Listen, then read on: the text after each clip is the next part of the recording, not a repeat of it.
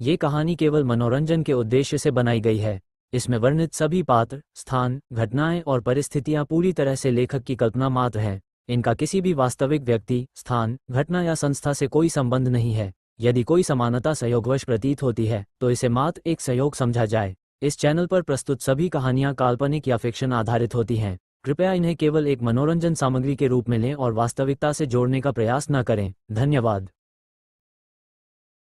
अध्याय 34। विनोद ओबरॉय ने अपने हाथ में A4 कागज को कड़वाहट भरी नजरों से देखा और बिल्कुल कुछ नहीं कह सके। आरव शर्मा, मुझे लगता है कि मुझे पुलिस को बुलाकर इसे संभालना चाहिए। विनोद ओबरॉय, नहीं नहीं नहीं, मैं अभी इसे खा लेता हूँ। ये कहकर उन्होंने तुरंत कागज का एक टुकड़ा फाड़ा और अपने मुंह में ठूंस लिया। ये चीज़ निगलने में बहुत मुश्किल थी। निखिल ओबरॉय अपने पिता के लिए थोड़ा बांटना चाहते थे, हालांकि आरव शर्मा ने इसकी अनुमति नहीं दी। वह केवल अपने पिता को दर्द में समझौता खाते हुए देख सकते थे।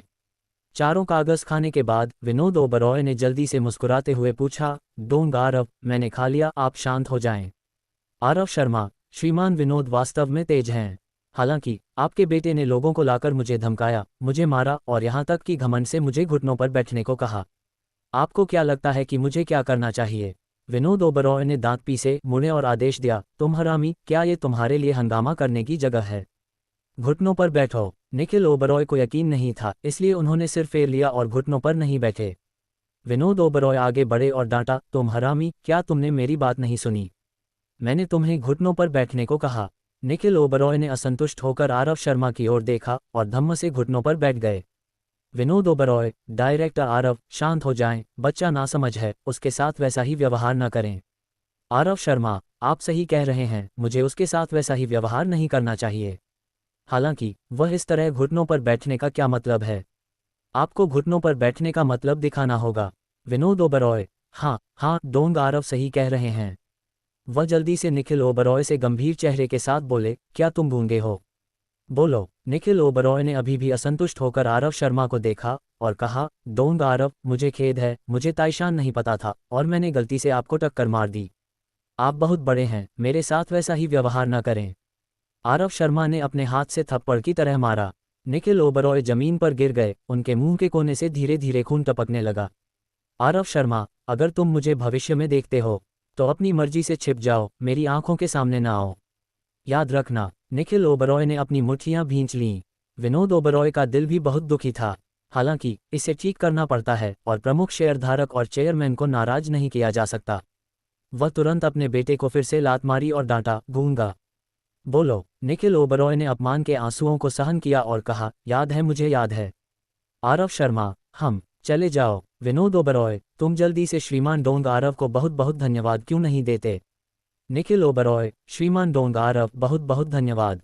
ये कहकर निखिल ओबरॉय जल्दी से उठे और चले गए।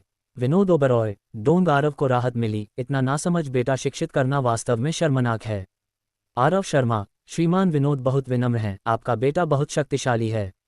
दिन के उजाले में वह मेरे घर में लोगों के साथ हंगामा करने आया। जो लोग नहीं जानते, उन्हें लगता है कि आपके परिवार को कानून से बंधने की जरूरत नहीं है।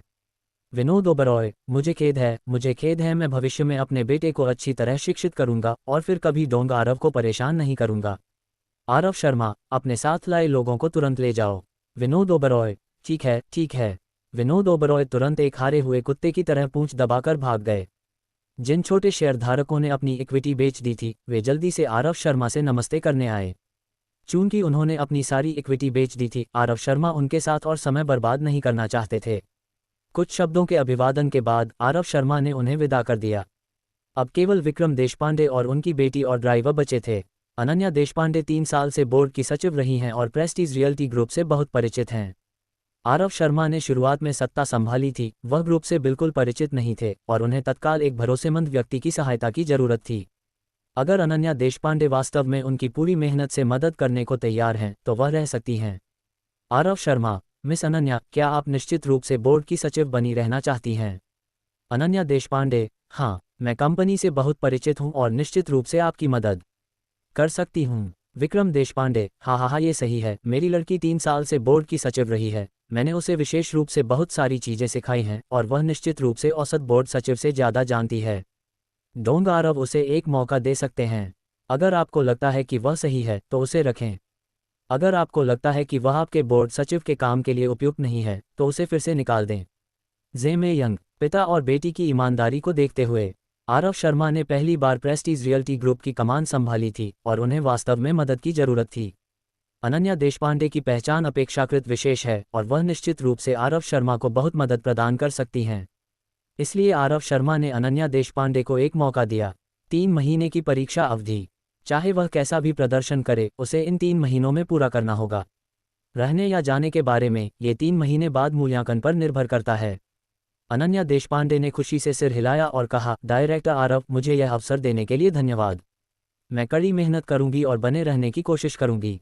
आरव शर्मा, ठीक है, तो तुम पहले वापस जाओ। कल सुबह 9:30 बजे मैं एक बैठक करूंगा। ग्रुप के सभी प्रबंधक स्तर के कर्मचारियों को मौजूद होना होगा। अनन्या देशपांडे, समझ गया। मैं अभी वापस जाती हूं और सभी को सूचित करती हूं कि कल सुबह 9:30 बजे बैठक होगी। आरव शर्मा, हाँ, तो मैं तुम्हें विदा नहीं करता। धीरे चलो। विक्रम देशपांडे और अन्य लोगों ने आरव शर्मा को अलविदा कहा और कार से चले गए। कृति वर्मा एक हारे हुए कुत्ते की तरह उदास होकर खड़ी हुई। उसकी आंखों में आंसू थे, वह अनिच्छुक थी और आरव शर्मा को हतप्रभ होकर घूर रही थी। आरव शर्मा का रवैया बहुत स्पष्ट और दृढ़ था और उन्होंने ठंडे स्वर में कहा, चली जाओ। कृति वर्मा ने अपने होंठों को दबाया, रोने का विरोध किया, अपने मुंह को ढककर भाग गई। मूल रूप से वह आरव शर्मा के साथ धन का आनंद ले सकती थी। अफसोस, उसने गलत कदम उठाया। इस एक कदम की वजह से उसने सब कुछ खो दिया। 20 मीटर से ज्यादा दूर पड़ोसी के घर पर गांव वालों की भीड़ थी। ये देखकर कि सभी चले गए, वे फिर से आए। आरव शर्मा, वे कौन थे? मैं देख रहा हूं कि कोई तुम्हारे लिए घुटनों पर क्यों बैठा? तुमने उनके साथ क्या किया? गांव वाले, तुम एक सवाल पूछते हो, मैं एक शब्द कहता हूं और लगातार पूछते रहते हैं। आरव शर्मा उनकी वजह से अपनी लार बर्बाद नहीं करना चाहते थे, इसलिए उन्होंने उनकी अनदेखी की। गांव वाले फिर से नाखुश हो गए। यह क्या बकवास है? क्या बस परिवार में थोड़ा पैसा है? इसमें क्या खास है? अगर तुम्हारे पास पैसा है तो अपनी जड़ों को भूल जाओ और तुम सड़क नहीं बनाना चाहते। आरव शर्मा ने दरवाजा बंद किया और घर वापस चले गए। गांव वालों को बोरियत महसूस हुई और उन्हें वापस जाना पड़ा। हालांकि मुझे एसबीआई वाशी ब्रांच में उपाध्यक्ष की स्थिति मिली, लेकिन उस नौकरी में बिल्कुल काम करने की जरूरत नहीं है। पूरे दिन कुछ न करना कोई समस्या नहीं है। प्रेस्टीज रियल्टी ग्रुप के चेयरमैन की स्थिति के लिए हर दिन काम पर जाने की जरूरत नहीं है। केवल कंपनी की विकास रणनीति तैयार करना और कुछ महत्वपूर्ण दस्तावेजों पर हस्ताक्षर करना जरूरी है। इस तरह की गणना के साथ आरव शर्मा आमतौर पर घबराहट में हैं। इसलिए वह बस अपने लिए कुछ करने की चाहत रखते थे। वह अंडरवियर बेचने के लिए स्टॉल लगाने जैसा कुछ नहीं करना चाहते थे। आखिरकार वह प्रेस्टीज रियल्टी ग्रुप के चेयरमैन हैं, इसलिए फिर से उस तरह की चीज़ करने की जरूरत नहीं है। सिस्टम, ये पता चला है कि मालिक को काम की जरूरत है और सिस्टम एक अस्थायी कार्य जारी करता है। कार्य पूरा करने के बाद आपको पूर्ण पेशेवर अनुभव कार्ड से पुरस्कृत किया जाएगा। प्रत्येक नए पेशे के अनुभव के बाद सिस्टम मालिक को संबंधित पुरस्कार देगा। क्या मालिक कार्य स्वीकार करने को तैयार हैं? पूर्ण पेशेवर अनुभव कार्ड, ये बहुत शानदार लगता है। युवाओं को और चीज़ें आजमानी चाहिए और इस तरह की जिंदगी समृद्ध होती है। और अनुभव पेशों के लिए पुरस्कार हैं, इसलिए इसे छोड़ना नहीं चाहिए। आरव शर्मा, अस्थायी कार्य स्वीकार करें। सिस्टम, मालिक का निर्देश प्राप्त हुआ। अस्थायी कार्य, कोई नकद और सामग्री पुरस्कार नहीं। कार्य सामग्री, मेरे दोस्त अर्जुन भारद्वाज को पता चलने दे कि उसे धोखा दिया गया है और उसे चाटुकार कुत्ता बनना बंद करने दें। आरव शर्मा, धिक्कार है, इस कार्य की जानकारी की मात्रा थोड़ी बड़ी है। अर्जुन भारद्वाज को धोखा दिया गया, क्या इसका मतलब यह नहीं है कि उसकी प्रेमिका रिया मल्होत्रा उसके पीठ पीछे किसी को चुरा रही है? अर्जुन भारद्वाज के बारे में सोचें कि उसने रिया मल्होत्रा का पीछा करने के लिए 2 साल तक चाटुकारिता की। अप्रत्याशित रूप से यह 1 साल से भी कम समय हुआ है और उसका सिर हरा हो गया है। बेचारा। आरव शर्मा ने अपना मोबाइल फ़ोन निकाला और अर्जुन भारद्वाज को फ़ोन किया। हाय, लाओ आरव, क्या बात है? मैं काम पर हूँ, आज रात को पीने के लिए बाहर आ। ठीक है, मैं काम के बाद तुम्हें फ़ोन करूँगा।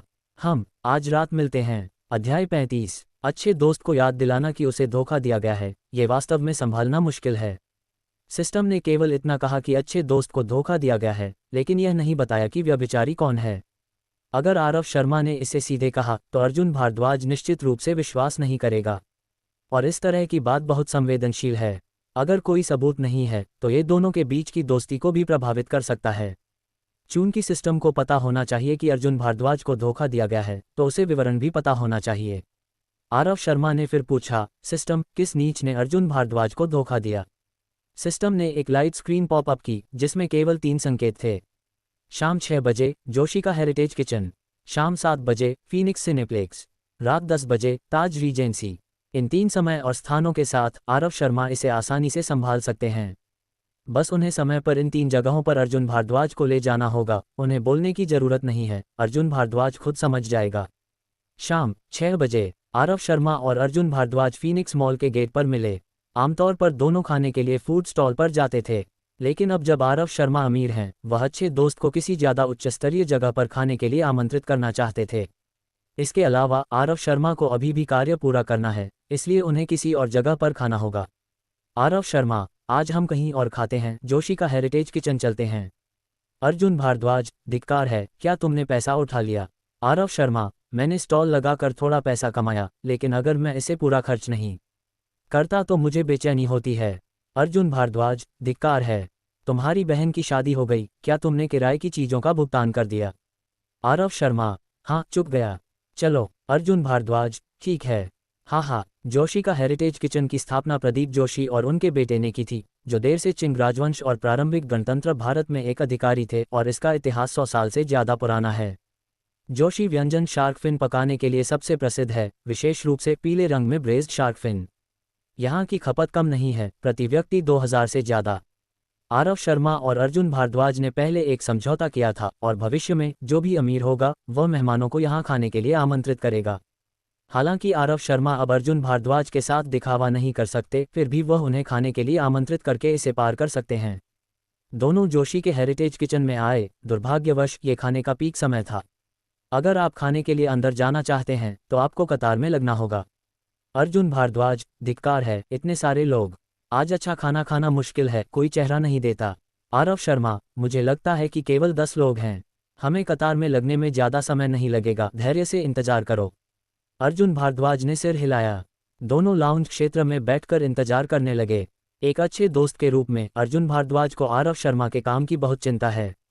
एक पुरुष के रूप में, मेरे पास गंभीर नौकरी नहीं है, चाहे मैं बाहर जाऊं या घर पर, मैं सिर नहीं उठा सकता। अर्जुन भारद्वाज, लाओ आरव, तुम यहाँ काम क्यों नहीं करते? मैं रिया से कहता हूँ, वह निश्चित रूप से तुम्हारे लिए नौकरी की व्यवस्था कर देगी। अर्जुन भारद्वाज रिया मल्होत्रा की होम डेकोरेशन कंपनी में काम करता है। क्योंकि वह रिया मल्होत्रा का प्रेमी है, कंपनी में कोई भी नौकरी रिक्तियां उसे सौंप दी जाती हैं। ड्राइवर, सफाई, रसोई, खरीद, सेल्स पर्सन। जब तक रिया मल्होत्रा एक शब्द कहती थी, वह तुरंत उपलब्ध होता था। वह बिना शिकायत के कड़ी मेहनत करता था, लेकिन रिया मल्होत्रा हमेशा उसके प्रति ठंडी रहती थी। सीधे शब्दों में कहें तो वह बस एक चाटुकार कुत्ता है। आरव शर्मा को इस तरह की छोटी कार्यशाला शैली की कंपनियां पसंद नहीं हैं। अर्जुन भारद्वाज ने उन्हें कई बार आमंत्रित किया, लेकिन उन्होंने मना कर दिया। इसलिए अब वह अभी भी मना करते हैं। आरव शर्मा, धन्यवाद भाई। जब से मैंने बैंक छोड़ा, मैंने मन बना लिया है कि अब नौकरी नहीं करूंगा। जब तक मेरे पास बॉस होगा, मुझे धमकाया जाना अनिवार्य है। मुझे अभी की स्वतंत्र जिंदगी अच्छी लगती है, जितना कमाऊं उतना खर्च करूं, मुझे आराम मिलता है। कपड़े पहनो, स्वतंत्र रहो। अर्जुन भारद्वाज, लेकिन तुम इस तरह, कौन सी लड़की तुमसे शादी करने को तैयार होगी? अब लोग कार, घर, बचत और गंभीर नौकरी मांगते हैं। अगर तुम में इनमें से कुछ भी नहीं है तो तुम इतने हैंडसम होने के बावजूद कोई नहीं ढूंढ सकते। आरव शर्मा, ओह, इन परेशान करने वाली बातों की बात मत करो। तुम और रिया मल्होत्रा कैसे हैं? अर्जुन भारद्वाज, वही पुराना, मैं अभी भी उसे चाहता हूँ और वह अभी भी मेरे साथ ठंडी रहती है। लेकिन जब तक वह मेरे साथ रहती है और मेरे साथ कुछ गलत नहीं करती, मैं संतुष्ट हूँ। मुझे विश्वास है कि चाटुकारिता के अंत में वह मुझे अपनी बाहों में ले लेगी। शुरुआत में अर्जुन भारद्वाज ने रिया मल्होत्रा को 2 साल तक चाटा था, फिर संबंध की पुष्टि हुई थी। सहपाठी सभी उसका मजाक उड़ाते थे कि वह चाटुकार कुत्ता है। शुरुआत में उसने भी कुछ शब्दों में जवाब दिया था, बाद में उसने खुद ही स्वीकार कर लिया कि वह चाटुकार कुत्ता है। यहाँ तक कि कई बार वह खुद ही अपने चाटुकार कुत्ते होने का मजाक उड़ाता था। शायद उसने इसे बहुत बार सुना था और वह सुन्न हो गया था। लेकिन पुरानी कहावत अच्छी है, चाटुकार कुत्ते का अंत अच्छा नहीं होता। ये वास्तव में बिल्कुल गलत नहीं है। 1 साल से भी कम समय में रिया मल्होत्रा ने उसे व्यभिचारी बना दिया। यह अफसोस की बात है कि उसे अभी तक पता नहीं है, लेकिन वह अभी भी उत्साह से चाहता है। दोनों बात कर रहे थे जब एक लड़की की आवाज़ आई, श्रीमान आरव, आप भी यहाँ खा रहे हैं? आरव शर्मा ने सिर घुमाया और देखा कि यह फिर से शालिनी मेहरा थी। हमेशा वही क्यों? आरव शर्मा वास्तव में पूछना चाहते थे, तुम कितने साल की हो? अगर वह अकेली होती तो ठीक था, लेकिन रोहित मल्होत्रा भी उसके साथ था। आरव शर्मा वास्तव में रोहित मल्होत्रा इस बेवकूफ़ व्यक्ति से बात नहीं करना चाहते थे। रोहित मल्होत्रा को शालिनी मेहरा को आरव शर्मा को देखकर इतना खुश देखकर बहुत बुरा लगा। यह शायद उस एहसास के बराबर है जब आप किसी ऐसे व्यक्ति को देखते हैं जिसे आप पसंद करते हैं, वह किसी अन्य पुरुष के साथ बात कर रहा हो। आरव शर्मा, मिस शालिनी, कितना संयोग, डेट पर हो? शालिनी मेहरा, नहीं नहीं, हम यहाँ काम की बात करने आए हैं। नवाब रोहित कार खरीदना चाहते हैं, मैं उनसे बात करने आई हूँ। आरव शर्मा, ओह, तो तुम व्यस्त हो। शालिनी मेहरा ने सिर हिलाया, आरव शर्मा के बगल में खाली सीट पर चली गई और बैठ गई। रोहित मल्होत्रा ने जल्दी से उसे खींचकर उठाया और कहा, शालिनी, इंतजार मत करो, मेरे पास यहाँ मेंबरशिप कार्ड है, सीधे अंदर चलो। ये कहकर उसने अपना मेंबरशिप कार्ड निकाला। शालिनी मेहरा, अगर आपके पास मेंबरशिप कार्ड है तो कतार में नहीं लगना पड़ता। रोहित मल्होत्रा, बिल्कुल, अगर मेंबरशिप कार्ड होने पर भी कतार में लगना पड़े तो कार्ड के लिए कौन आवेदन करेगा? आरव शर्मा, क्या मैं सही हूँ? आखिरकार जो आना था वह वापस आ गया। आरव शर्मा ने अनुमान लगाया था कि यह लड़का निश्चित रूप से गलती ढूंढेगा। एक टूटा हुआ मेंबरशिप कार्ड इतना परेशान करने वाला है। जब अज्योर टेक्सटाइल्स लिमिटेड के लिए इक्विटी हस्तांतरण प्रक्रियाएं पूरी हो जाएंगी, आरव शर्मा इस लड़के की हर चीज़ को बेकार करना चाहते हैं। आरव शर्मा ने हल्के से मुस्कुराया और जवाब दिया, अगर तुम्हारे पास मेंबरशिप कार्ड है तो जल्दी अंदर जाओ और बाहर समय बर्बाद मत करो। रोहित मल्होत्रा, चिंता मत करो, मैं जब चाहूँ अंदर जा सकता हूँ। ज़ेमे यंग, क्या तुम अंदर जाना चाहते हो? क्या मैं तुम्हें अपने साथ अंदर ले जाऊं? आरव शर्मा, यहाँ से निकल जाओ। ठीक है। रोहित मल्होत्रा, देखो, तुम अभी भी गुस्सा क्यों हो? मैं इतना अच्छा हूँ, तुम इसकी कदर क्यों नहीं करते? आरव शर्मा गंभीर चेहरे के साथ खड़े हो गए। शालिनी मेहरा जल्दी से बीच में खड़ी हो गई, दोनों हाथों से आरव शर्मा की बाँह पकड़ी और बोली, श्रीमान आरव, गुस्सा मत हो, गुस्सा मत हो। नवाब रोहित, चलो अंदर चलते हैं। जब शालिनी मेहरा रोहित मल्होत्रा के साथ अकेली थी, वह हमेशा नाखुश रहती थी। जैसे ही उसने आरव शर्मा को देखा, वह तुरंत फूल की तरह हंसने लगी। रोहित मल्होत्रा ने इसे देखकर जलन महसूस की। अब उसने वास्तव में आरव शर्मा की बाँह पकड़ ली, जिससे रोहित मल्होत्रा और भी बर्दाश्त नहीं कर सके। रोहित मल्होत्रा ने शालिनी मेहरा को पकड़ा और गुस्से में कहा, शालिनी, उसे मत पकड़ो, तुम्हारे हाथ गंदे हो जाएंगे। अर्जुन भारद्वाज ने देखा, इस व्यक्ति ने समझ लिया कि वह जानबूझकर आरव शर्मा को उकसा रहा था। वह तुरंत खड़ा हुआ और बोला, तुम्हारा क्या मतलब है? कुछ करने जा रहे हो? रोहित मल्होत्रा ने अनजाने में एक कदम पीछे लिया और बोला, क्यों? क्या तुम ज्यादा लोगों के होने पर घमंड कर रहे हो? आरव शर्मा, तुम जितना ज्यादा बकवास करोगे, मैं तुम्हें जमीन पर धकेल कर मारूंगा। यहाँ से निकल जाओ। रोहित मल्होत्रा, धिक्कार है, मेरे साथ चलो। सुनो, तुम दोनों आज यहाँ खाना खाने के बारे में भी मत सोचो। मैंने कहा, भले ही यीशु आए, यह मेरे फैसले को नहीं बदलेगा। उसने ये कहकर अपना मोबाइल फ़ोन निकाला और एक कॉल किया।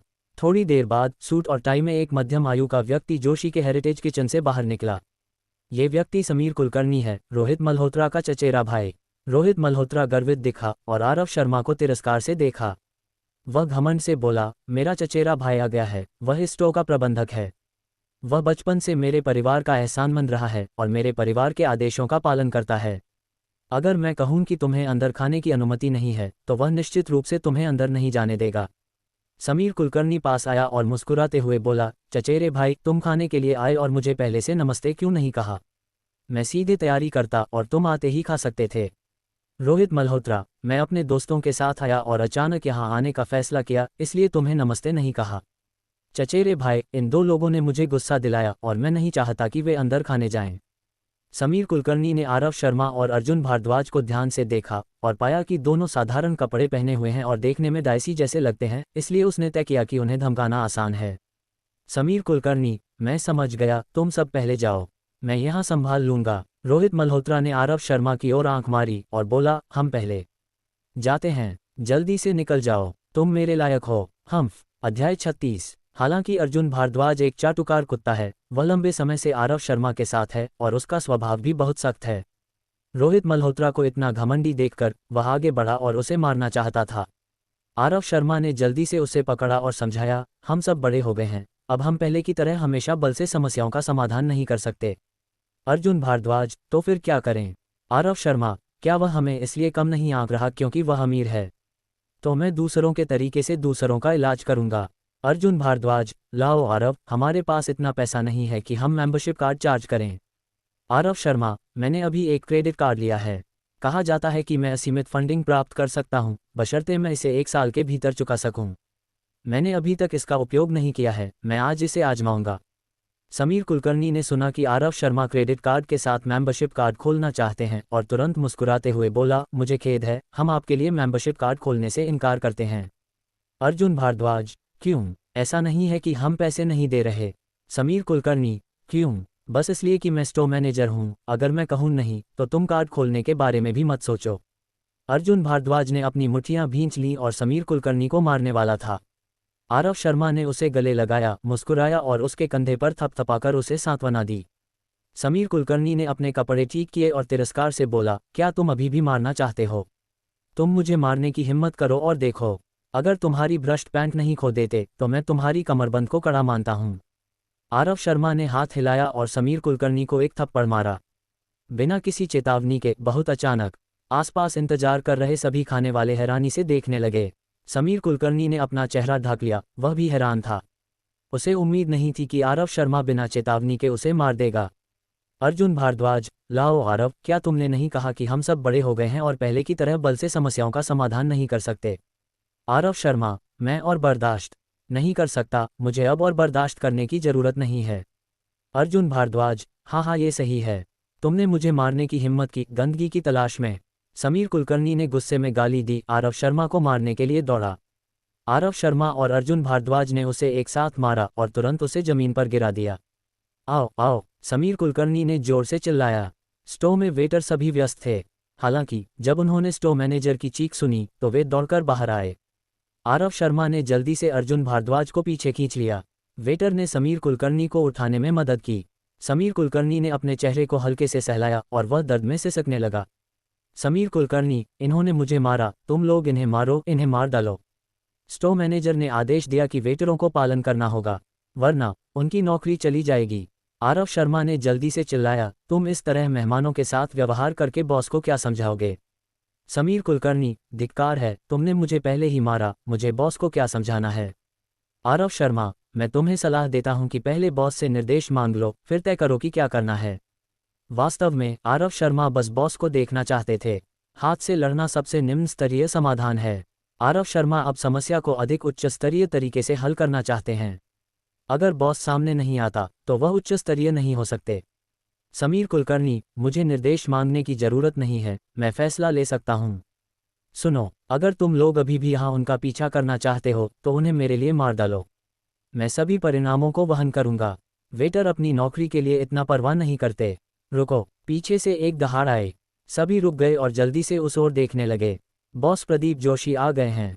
क्या हो रहा है? प्रदीप जोशी ने पूछा। समीर कुलकर्णी ने तुरंत आग में घी डाला और बॉस के साथ आरव शर्मा और अर्जुन भारद्वाज पर झूठा आरोप लगाया। प्रदीप जोशी ने आरव शर्मा को देखा और बोले, हैंडसम, हमारे यहाँ खाने के लिए आना हमारा सम्मान है, हालांकि तुम्हारा लोगों को मारना सही नहीं है। बोलो, ये सार्वजनिक है या निजी? आरव शर्मा, क्या आप बॉस हैं? प्रदीप जोशी, मैं प्रदीप जोशी के हेरिटेज किचन का मालिक हूँ। आरव शर्मा, कहा जाता है कि आपका हेरिटेज किचन स्वादिष्ट है, मैं इसे खरीदना चाहता हूँ।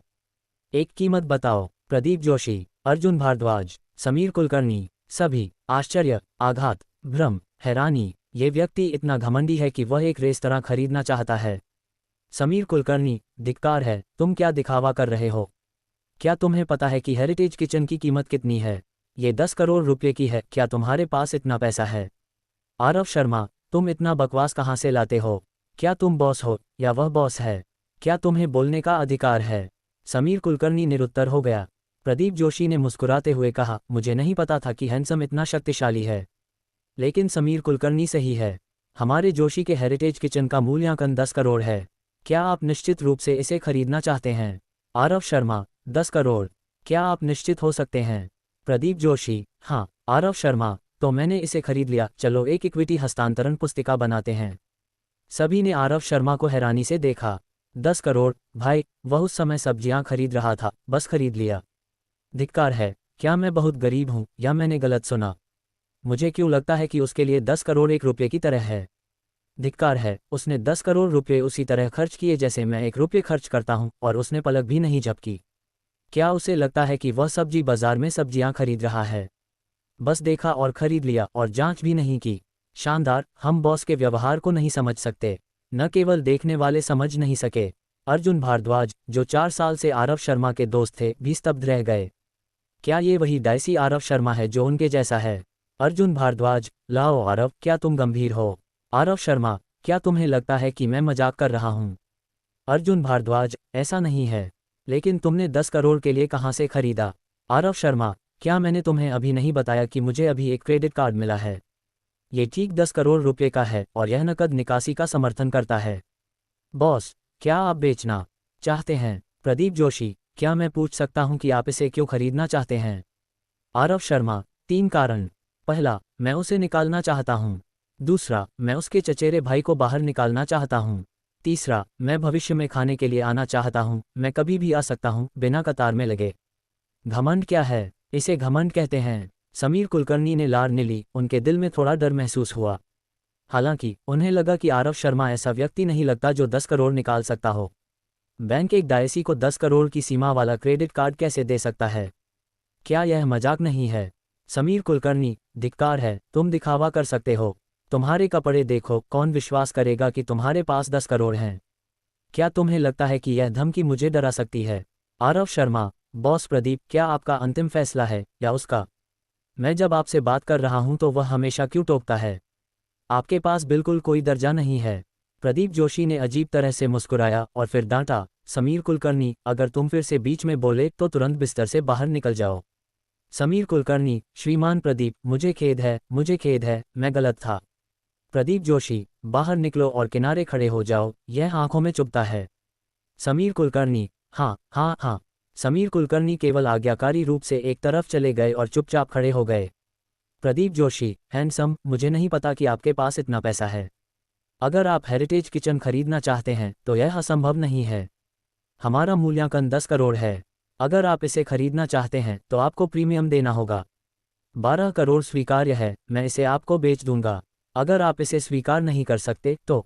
आरव शर्मा, सौदा। प्रदीप जोशी ने कुछ नहीं कहा, आरव शर्मा ने सीधे 12 करोड़ की कीमत पर सहमति दे दी। उन्हें आश्चर्य हुआ कि क्या ये लड़का वास्तव में अमीर है या वह दिखावा कर रहा है। 12 करोड़ बिना मोलभाव के, एक बार में सहमति। प्रदीप जोशी, क्या आप मोलभाव नहीं करने वाले? आरव शर्मा, गंभीर व्यक्ति कौन मोलभाव करता है? 12 करोड़, सौदा। अध्याय 37। प्रदीप जोशी आरव शर्मा की उद्दंडता से पूरी तरह से प्रभावित हो चुके थे। मूल रूप से उन्होंने 10% प्रीमियम यानी 11 करोड़ में जोशी का हेरिटेज किचन बेचने की योजना बनाई थी। इस पैसे के साथ वह एक और ब्रांड बना सकते थे। क्योंकि उनके पास तकनीक थी, वे रेसिपी में थोड़ा सुधार करके नए व्यंजन बना सकते थे। उन्हें उम्मीद नहीं थी कि उन्होंने 12 करोड़ रुपये मांगे और आरव शर्मा ने बिल्कुल मोलभाव नहीं किया। उन्हें यहाँ तक संदेह हुआ कि क्या उन्होंने कम कीमत मांगी थी। लेकिन उन्होंने इतने सारे लोगों के सामने कीमत तय की थी और कीमत उनकी मनोवैज्ञानिक अपेक्षाओं से अधिक थी। तो फिर कोई हिचकिचाहट नहीं थी। एक शब्द, बेच दो। प्रदीप जोशी, हैंडसम का नाम क्या है? आरव शर्मा, आरव शर्मा। प्रदीप जोशी, श्रीमान आरव, आइए हम कार्यालय में बात करते हैं। आरव शर्मा ने सिर हिलाया और प्रदीप जोशी के साथ कार्यालय में चले गए। अगर यह सिर्फ ये स्टोर होता तो यह निश्चित रूप से 10 करोड़ के लायक नहीं होता। जोशी का हेरिटेज किचन के देश भर के प्रमुख प्रथम स्तरीय शहरों में शाखाएं हैं, कुल 5। प्रत्येक स्टोर का वार्षिक लाभ 1 करोड़ से कम नहीं है। इसलिए पूरे ब्रांड का मूल्यांकन 10 करोड़ है, जो वास्तव में महंगा नहीं है। आरव शर्मा ने इसे 12 करोड़ में खरीदा और रूढ़िगत अनुमान है कि वह 6-8 साल में लागत वसूल कर लेंगे। अगर उन्होंने बेहतर प्रदर्शन किया तो शायद 3 साल में लागत वसूल हो सकती है। जैसे ही पूंजी वापस आ जाएगी, भविष्य में ये शुद्ध लाभ होगा। प्रदीप जोशी के कार्यालय में आए। प्रदीप जोशी ने व्यक्तिगत रूप से एक इक्विटी हस्तांतरण समझौता हस्ताक्षर किया। सामग्री बहुत सरल थी। आरव शर्मा ने 12 करोड़ में जोशी के हेरिटेज किचन के सभी अधिकार खरीद लिए, जिनमें 5 स्टोर, रेसिपी आदि शामिल हैं, लेकिन इन्हीं तक सीमित नहीं। दोनों पक्षों ने हस्ताक्षर किए और अंगूठे के निशान लगाए और समझौता प्रभावी हो गया। आरव शर्मा ने इक्विटी हस्तांतरण पत्र लिया और कार्यालय से बाहर निकले। अर्जुन भारद्वाज, लाओ आरव, क्या तुमने वास्तव में 12 करोड़ में हेरिटेज किचन खरीदा? आरव शर्मा, हाँ। ये कहकर आरव शर्मा ने इक्विटी हस्तांतरण पुस्तिका अर्जुन भारद्वाज को देखने के लिए सौंप दी। अर्जुन भारद्वाज ने जल्दी से इसे देखा और पक्का कर लिया कि यह असली है। वह तुरंत संदेह के साथ पूछा, लेकिन तुम्हें इतना पैसा कहाँ से मिला? आरव शर्मा, ठीक है, मैं पहले तुम्हें नहीं बताना चाहता था, डर था कि यह हमारे भाइयों के रिश्ते को प्रभावित करेगा। अब लगता है कि मैं इसे छिपा नहीं सकता। दिखावा बंद करो, यह एक खुलासा है, मैं एक अरबपति हूँ। अर्जुन भारद्वाज हंस पड़ा। क्या ये किसी फिल्म का डायलॉग नहीं है? क्या इस तरह के दिखावटी डायलॉग वास्तविकता में पूरे होते हैं? अर्जुन भारद्वाज, मजाक मत करो। हम कई सालों से भाई हैं और मैं तुम्हारे घर कई बार गया हूँ। तुम्हारे पास 12 करोड़ कैसे हो सकते हैं? आरव शर्मा, पहले मेरे पास नहीं था लेकिन अब है। मेरा घर तोड़ दिया गया है।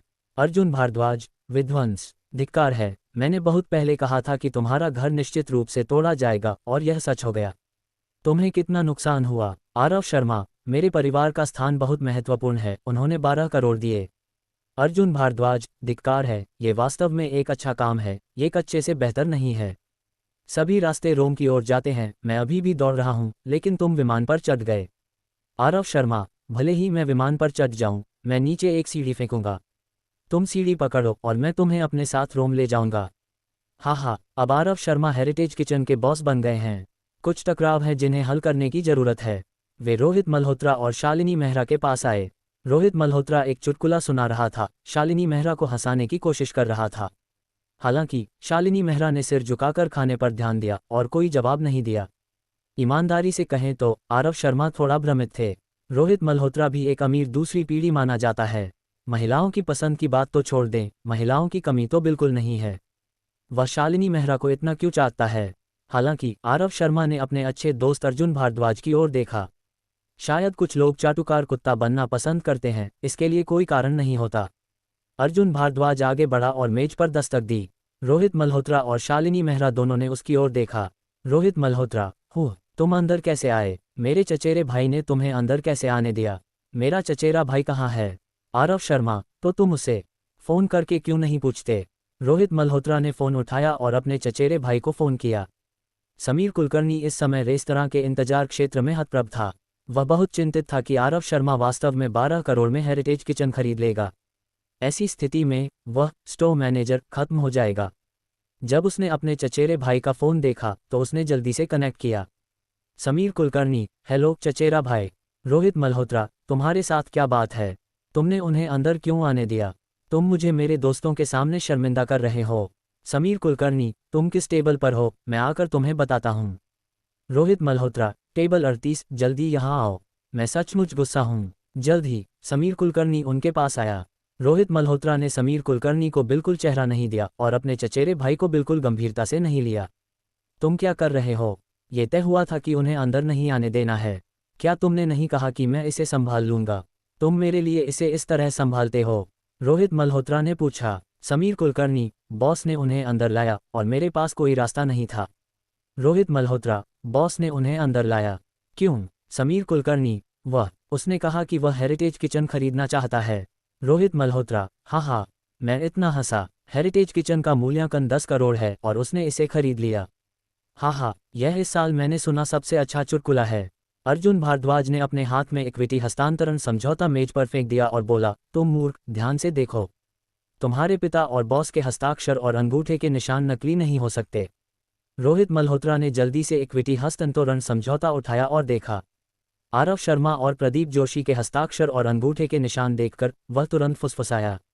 असंभव, उसके पास 12 करोड़ कैसे हो सकते हैं?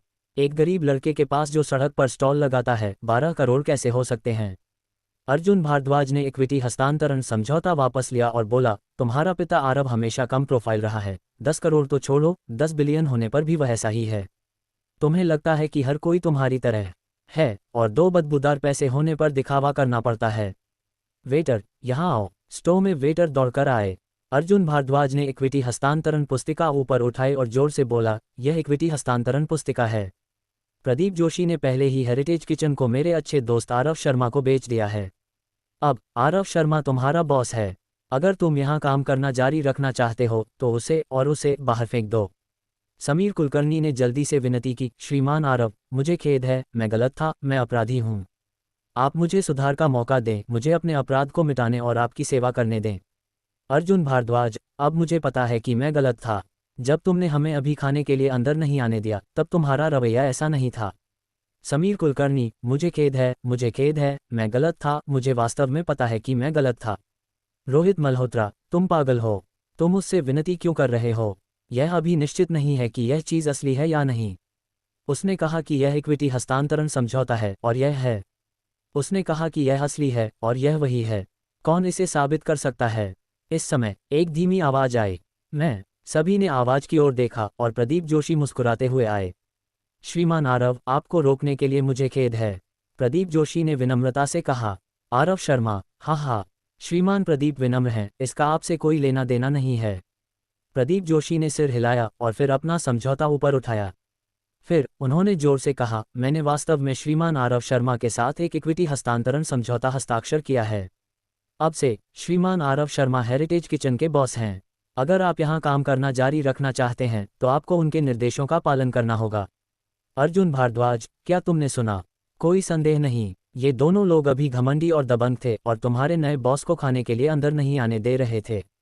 अब तुम उन्हें बता सकते हो कि कौन खाने के लिए अंदर नहीं आ सकता। बिना किसी हिचकिचाहट के वेटर आगे बढ़े और रोहित मल्होत्रा और समीर कुलकर्णी को पकड़ लिया। समीर कुलकर्णी ने बिना किसी प्रतिरोध के सहयोग किया, लेकिन रोहित मल्होत्रा ने बिल्कुल सहयोग नहीं किया और छूटने की कोशिश की, लेकिन 4 लोगों ने उसे पकड़ लिया, चाहे वह कितना भी छटपटाए। रोहित मल्होत्रा, मुझे छोड़ दो, मैं यहाँ खर्च करने आया हूँ, तुम मुझे बाहर क्यों फेंक रहे हो? आरव शर्मा, केवल इसलिए कि मैं बॉस हूँ, क्या ये कारण काफ़ी है? रोहित मल्होत्रा, क्या तुम्हें डर नहीं है कि हेरिटेज किचन की प्रतिष्ठा को नुकसान होगा तो भविष्य में कोई खर्च करने नहीं आएगा? आरव शर्मा, मैं तुम्हें बाहर फेंकता हूँ, मैं गारंटी देता हूँ कि सभी खाने वाले तालियां बजाएंगे और स्वागत करेंगे। क्या तुम विश्वास करते हो? रोहित मल्होत्रा, मैं विश्वास नहीं करता। आरव शर्मा के होंठों पर एक ठंडी मुस्कान थी, वह मुड़े और जोर से चिल्लाए, सब लोग, मैं आरव शर्मा हूँ, हेरिटेज किचन का नया बॉस। मेरे बॉस बनने का जश्न मनाने के लिए आज रात सभी खर्चों पर 50% छूट मिलेगी। शर्त यह है कि सभी लोग तालियां बजाएं और मेरे कर्मचारियों द्वारा इस उपद्रवी को बाहर फेंकने का स्वागत करें। यहाँ प्रति व्यक्ति खपत 2000 है। 50% छूट से 1000 रुपये बचेंगे। यहाँ खाने आने वाले लोग कम से कम एक जोड़ा होते हैं। दर्जन भर लोग एक साथ। 50% छूट पूरे स्थान पर, इससे बहुत सारा पैसा बच सकता है। मूर्ख पैसों से दुश्मनी नहीं करता। नतीजतन दर्शकों ने तुरंत गर्मजोशी से तालियां बजाईं। बाहर फेंको, बाहर फेंको, बाहर फेंको। खाने वालों की जय जयकार के बीच रोहित मल्होत्रा और समीर कुलकर्णी को वेटरों द्वारा बाहर ले जाया गया। आरव शर्मा, इंतजार करो, मैं निश्चित रूप से तुम्हें कीमत चुकाऊंगा, रोहित मल्होत्रा ने गुस्से में चिल्लाया। प्रतिष्ठा को प्रभावित करना, ये कैसे संभव है? न केवल ये प्रतिष्ठा को प्रभावित नहीं करेगा, बल्कि यह एक लहर का विज्ञापन करने का अवसर भी ले सकता है। अब से सभी नियमित ग्राहक जान जाएंगे कि हेरिटेज किचन का एक घमंडी बॉस है। इस समय आरव शर्मा ने दीवार पर लटकी घड़ी देखी। अब 6:29 है और 1 मिनट में रिया मल्होत्रा का व्यभिचारी आएगा। मुख्य कार्यक्रम शुरू हो रहा है। अध्याय 38। आरव शर्मा ने अर्जुन भारद्वाज को आंख मारी, उसे बाहर देखने का इशारा किया। अर्जुन भारद्वाज ने मुड़कर देखा, उसके चेहरे की मुस्कान तुरंत जम गई। उनकी प्रेमिका रिया मल्होत्रा एक 30 साल के पुरुष के साथ बांह में बांह डाले हंसते बोलते अंदर आए। सामान्य परिस्थितियों में जब कोई पुरुष ऐसी स्थिति देखता है तो वह निश्चित रूप से दौड़कर पूछेगा कि क्या हुआ। गुस्सैल लोग कुछ भी नहीं पूछते, बस कुछ थप्पड़ मारकर चले जाते हैं। लेकिन अर्जुन भारद्वाज अलग है, वह वास्तव में मुड़ गया और छिप गया। चाटुकार कुत्ता इतना विनम्र होता है। आरव शर्मा ने दूसरों को इशारा किया कि वे तितर बितर हो जाएं और मेहनत से काम करें। चूंकि अर्जुन भारद्वाज रिया मल्होत्रा को तोड़ना नहीं चाहता था, आरव शर्मा एक भाई के रूप में केवल उसकी इच्छाओं का पालन कर सकता था और जानबूझकर रिया मल्होत्रा की दृष्टि से बच गया। आरव शर्मा अर्जुन भारद्वाज के पास आए, उसके कंधे पर थपथपाया और बोले, तुम जाकर पूछ क्यों नहीं लेते? अर्जुन भारद्वाज, शायद वे रिश्तेदार हैं या सिर्फ उसके प्रेमी के सबसे अच्छे दोस्त हैं, या? आरव शर्मा ने अर्जुन भारद्वाज का कंधा दबाया। अर्जुन भारद्वाज चुप हो गया। आरव शर्मा, भाई, आज हमें किसी से डरने की जरूरत नहीं है। अगर वास्तव में काम नहीं बनता तो मैं इस दुकान को बदल दूंगा और हमें इसके लिए लड़ना होगा। मैं अपने भाई को बेवजह टोपी पहनने नहीं दे सकता। अर्जुन भारद्वाज की आंखें गीली हो गईं, लेकिन वह अभी भी अपना चेहरा नहीं तोड़ना चाहता था। शायद वे व्यवसाय की बात कर रहे हैं, अर्जुन भारद्वाज ने धीरे से कहा। अर्जुन भारद्वाज चेहरा नहीं तोड़ना चाहता था, आरव शर्मा के शब्द उसे चोट पहुंचाएंगे। इसलिए सीधे तौर पर आरव शर्मा ने बात करना बंद कर दिया। अर्जुन भारद्वाज ने चुपके से रिया मल्होत्रा और उस पुरुष को एक जोड़े की तरह एक दूसरे को खाना खिलाते हुए देखा। ईमानदारी से कहें तो आरव शर्मा वास्तव में इसे और बर्दाश्त नहीं कर सकते थे। अगर यह डर न होता कि अर्जुन भारद्वाज का चेहरा नहीं टिकेगा तो आरव शर्मा वास्तव में जाकर रिया मल्होत्रा को थप्पड़ मारना चाहते थे। थोड़ी देर बाद अर्जुन भारद्वाज ने अपना मोबाइल फ़ोन निकाला और रिया मल्होत्रा को फ़ोन किया। रिया मल्होत्रा ने फ़ोन काट दिया और फिर उसे एक मैसेज वापस भेजा। हनी, मैं व्यवसाय की बात कर रही हूँ, इसलिए फ़ोन उठाना सुविधाजनक नहीं है। मैं जब खत्म करूँगी तब तुम्हें वापस फ़ोन करूँगी। मम। अर्जुन भारद्वाज तुरंत हंस पड़ा और बोला, लाओ आरव, देखो मैंने कहा था कि वे व्यवसाय की बात कर रहे हैं, मैं सही था। आरव शर्मा ने असहाय रूप से मुस्कुराया, वह वास्तव में उसकी शिकायत करने में असमर्थ था।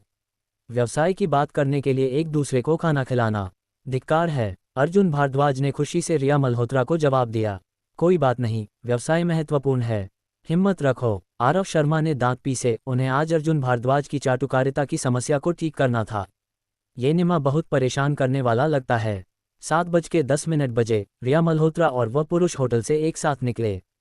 आरव शर्मा, क्या तुम देखने नहीं जा रहे? अर्जुन भारद्वाज, नहीं, कोई ज़रूरत नहीं, वे व्यवसाय की बात करते हैं, देखने के लिए कुछ नहीं है। आरव शर्मा, तुम उस पर इतना भरोसा करते हो? अर्जुन भारद्वाज, अगर तुम उससे प्यार करते हो तो तुम्हें उस पर भरोसा करना होगा। आरव शर्मा, धिक्कार है भाई, अब मैं अमीर हूँ, तुम्हें कैसी लड़की पसंद है, मैं तुम्हें उसका पीछा करने में मदद कर सकता हूँ, उसे इस तरह चाटने की ज़रूरत नहीं है। ठीक है। अर्जुन भारद्वाज, नहीं, मुझे इसकी आदत हो गई है। आरव शर्मा को लगा कि उनके सीने में सांस नहीं आ रही है। ये भाई नहीं है, कौन सा कछुआ अर्जुन भारद्वाज जैसे व्यक्ति से एक शब्द कहने को तैयार होगा। आरव शर्मा, आज मुझे तुम्हें ये जानने देना है कि वह कैसी इंसान है। चलो देखते हैं। अर्जुन भारद्वाज जाना नहीं चाहता था, लेकिन वह आरव शर्मा के खिलाफ संघर्ष नहीं कर सका और उसे खींचकर ले जाया गया। जल्द ही वे सिनेमाघर के दरवाजे पर आए। ये ठीक 7:30 बजे था। सिस्टम द्वारा ओकाजनीत समय और स्थान बिल्कुल सही थे।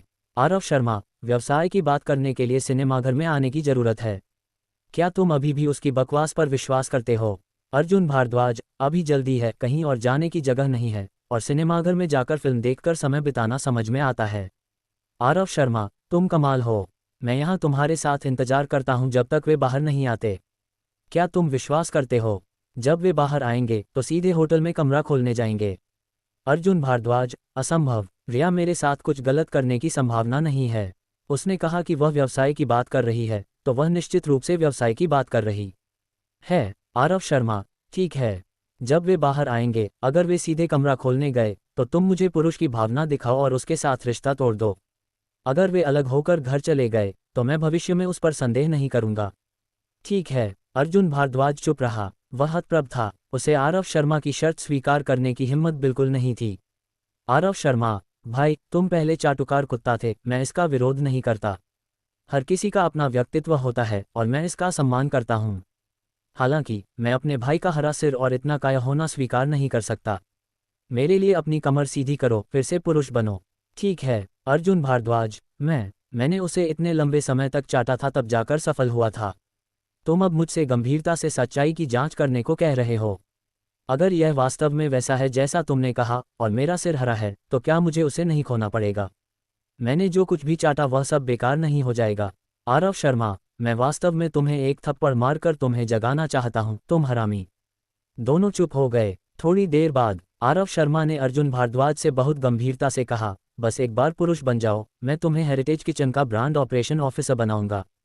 भविष्य में सभी स्टोरफ्रंट तुम्हारे द्वारा प्रबंधित होंगे, 1 लाख रुपये मासिक वेतन के साथ। क्या तुम सख्त हो सकते हो? अर्जुन भारद्वाज, सचमुच? आरव शर्मा, तुम्हारी माँ, क्या तुम मुझे भाई मानते हो?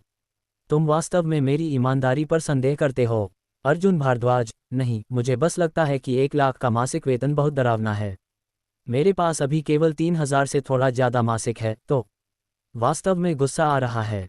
सब कुछ कर रहा है, कुत्ते की तरह थक रहा है। 3,000 से ज़्यादा मासिक, ये निमा में यहाँ एक बेहतर घर किराए पर लेने के लिए भी पर्याप्त नहीं है। रिया मल्होत्रा उसे बस एक चाटुकार कुत्ते के रूप में देखती थी, प्रेमी के रूप में नहीं। आरव शर्मा, सुनो, मैं पहले एक दासी था, इसलिए मैं तुम्हारी मदद नहीं कर सकता था। अब जब मेरे पास क्षमता है, अब किसी को चाटना मत।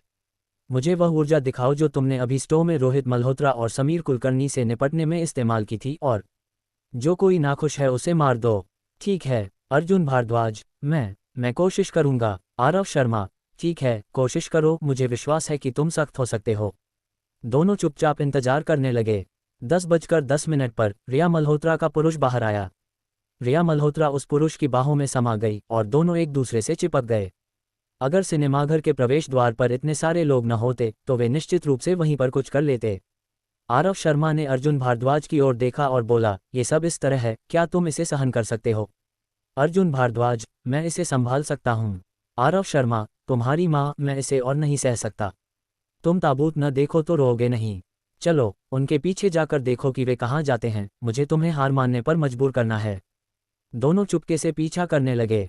20 मिनट बाद रिया मल्होत्रा का पुरुष ताज रीजेंसी में चला गया। अर्जुन भारद्वाज ने उन्हें हतप्रभ होकर देखा, उसकी आंखों से आंसू बहने लगे। आरव शर्मा ने अर्जुन भारद्वाज के सिर के पीछे मारा और डांटा, क्या तुम मुझे थोड़ा सा मौका दे सकते हो? जाओ और उन्हें मारो, तुम मुर्गी के पंख की तरह रोते हो। याद रखो, रिया मल्होत्रा के बिना तुम्हारे पास अभी भी मैं हूँ। 12 करोड़ तुमने मेरे लिए गंवा दिए और मैं तुम्हें दोष नहीं देता, तो चिंता मत करो। ठीक है, अर्जुन भारद्वाज ने अपने आंसू पोंछे और बोला, मुझे बस अपने लिए बेकार लगता है। अगर मैं जाकर उसे थप्पड़ मार दूं तो क्या मुझे पुलिस पकड़ लेगी? आरव शर्मा, मुर्गी के पंखों से डर क्यों?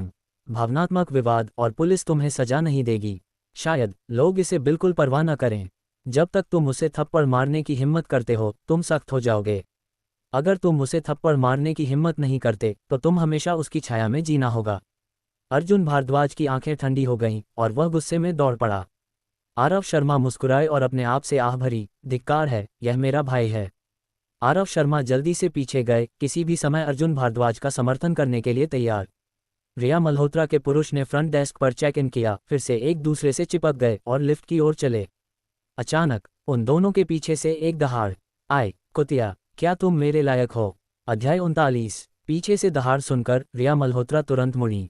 फिर एक हथेली ने उसके चेहरे पर थप्पड़ मारा। थप्पड़, एक कड़क थप्पड़ होटल के फ्रंट डेस्क लॉबी में गूंजा। अर्जुन भारद्वाज इतने लंबे समय तक चाटुकार कुत्ता रहा था, लेकिन इस स्थिति में पहुंच गया और वह भी अपने गुस्से को दबा रहा था। इसलिए उस थप्पड़ के साथ उसने अपनी पूरी ताकत लगा दी। रिया मल्होत्रा का चेहरा तुरंत सूज गया और उसके मुंह के कोने पर खून था। ये देखकर व्यभिचारी ने हाथ उठाकर अर्जुन भारद्वाज को मारने की कोशिश की। आरव शर्मा जल्दी से मदद के लिए दौड़े। ये देखकर व्यभिचारी तुरंत रुक गया। एक के खिलाफ दो, स्पष्ट रूप से नुकसान में। लेकिन व्यभिचारी ने हार नहीं मानी। वह तुरंत चिल्लाया, सुरक्षा, सुरक्षा, सबको यहाँ लाओ। हॉल में सुरक्षा गार्ड जल्दी से दौड़कर आए। उन्होंने वॉकी टॉकी पर अन्य गश्ती सुरक्षा गार्डों को भी बुलाया। सुरक्षा कप्तान महोदय, क्या हो रहा है? क्या ये लोग हंगामा कर रहे हैं? व्यभिचारी की पहचान ताज होटल समूह के युवा मालिक की है। वह ताज समूह का मार्केटिंग मैनेजर भी है। सिस्टम द्वारा आरव शर्मा को जारी किया गया दैनिक कार्य तारा खन्ना को बचाना था। तारा खन्ना रोहन भट्ट की छोटी बहन है। अर्जुन भारद्वाज इस समय गुस्से में था और आरव शर्मा उसका समर्थन कर रहे थे। वह किसी भी दामाद से बिल्कुल नहीं डरता था। रोहन भट्ट ने गुस्से में पूछा, तुम कौन हो? अर्जुन भारद्वाज, मैं उसका पुरुष हूँ।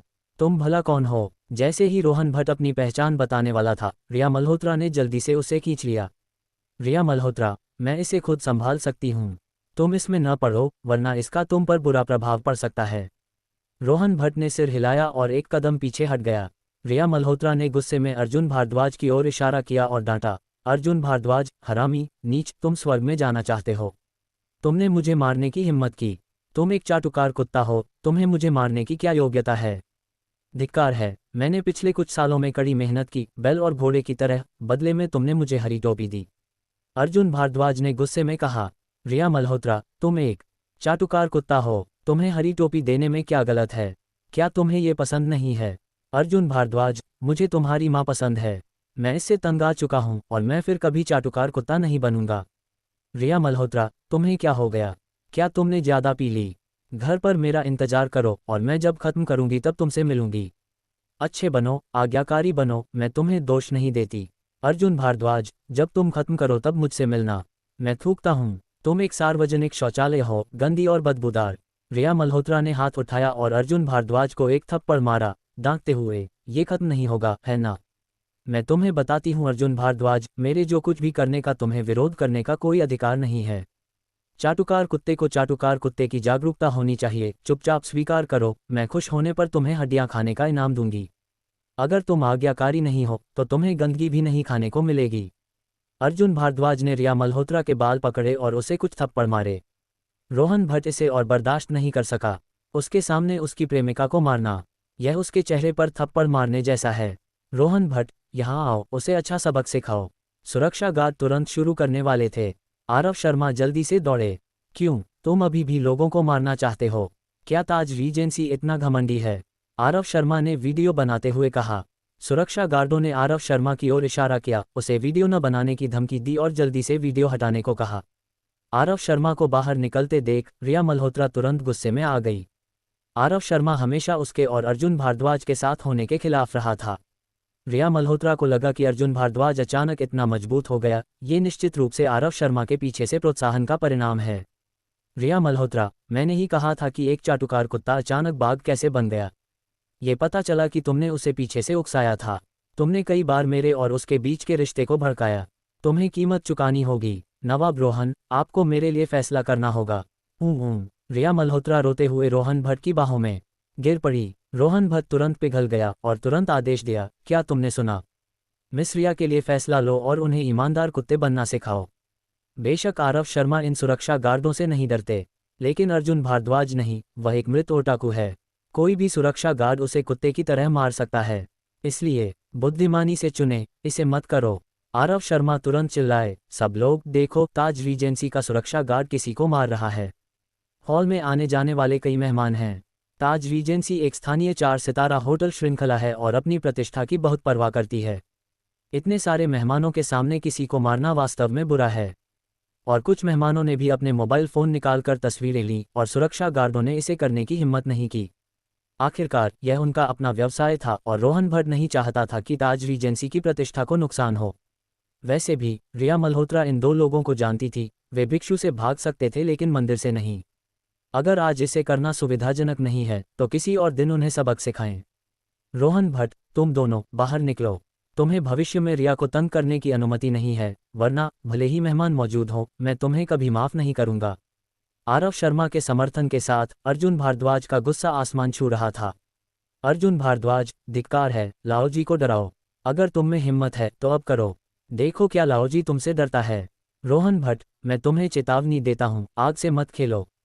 मुझे परेशान करो, मुझे किसी चीज़ की परवाह नहीं होगी। रिया मल्होत्रा भी ताज रीजेंसी की सजावट की सूची चाहती थी और वह रोहन भट्ट की पत्नी बनना चाहती थी। आरव शर्मा और अर्जुन भारद्वाज को सबक सिखाने के लिए भविष्य में और अवसर होंगे और अब ऐसा करने की जरूरत नहीं है। इस समय उसे विचारशील होना था ताकि रोहन भट्ट का पक्ष जीता जा सके। रिया मल्होत्रा ने हल्के से रोहन भट्ट के कंधे पर झुककर कहा, रोहन, उनके साथ वैसा ही व्यवहार मत करो। वे बदबूदार दायसी हैं। उनके साथ प्रतिस्पर्धा करना तुम्हारी पहचान को अपमानित करेगा और ये तुम्हारा पारिवारिक संपत्ति है। इतने सारे मेहमान देख रहे हैं। ये हाथापाई के लिए उपयुक्त नहीं है। रोहन भट्ट, मैं नहीं चाहता कि वह भविष्य में तुम्हें तंग करता रहे। रिया मल्होत्रा, प्रिय, तुम बहुत अच्छे हो। मम। रिया मल्होत्रा ने अर्जुन भारद्वाज के सामने रोहन भट्ट को चूमा। रोहन भट्ट का घमंड बहुत संतुष्ट हुआ। रिया मल्होत्रा, अर्जुन भारद्वाज, सुनो, अब तुम्हें चाटुकार कुत्ता बनने का मौका भी नहीं है।